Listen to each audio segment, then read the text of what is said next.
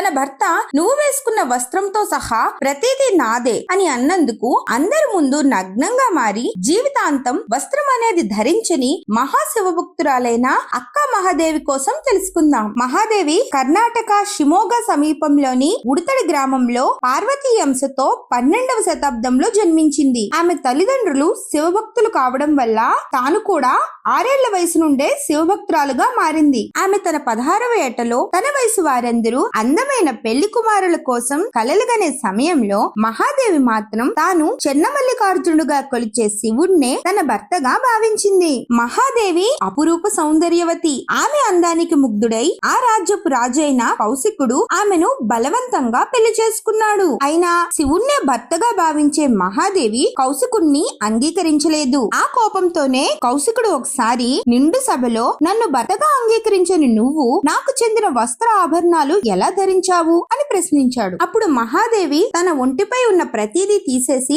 నగ్నంగా మారింది. మరుక్షణం ఆమె పొడవైన కేశాలు ఆమె శరీరం మొత్తాన్ని కప్పేశాయి. అలా ఆమె నగ్నంగానే బయటకు వెళ్లి కళ్యాణపట్టణం చేరుకుంది. అక్కడ బసవేశ్వరుడు ఆమె తేజస్సుకు వైరాగ్యానికి ముగ్ధుడై ఆమెకు అక్క అనే బిరుదుని ఇచ్చాడు. అప్పటి నుండి ఆమె అక్క మహాదేవిగా పిలువబడింది. ఆమె శివైక్యం కావాలని శ్రీశైలం వెళ్లి అక్కడి గుహల్లో జీవితాంతం నగ్నంగా శివధ్యానం చేసింది. అలా ఆమె శివైక్యమైంది. ఇప్పటికీ నల్లమల అడవుల్లో కృష్ణానది ఒడ్డున అక్కా మహాదేవి గుహ ఉంది. ఇది శ్రీశైలంలోని పాతాళ గంగ నుంచి 16 కిలోమీటర్ల దూరంలో ఉంది.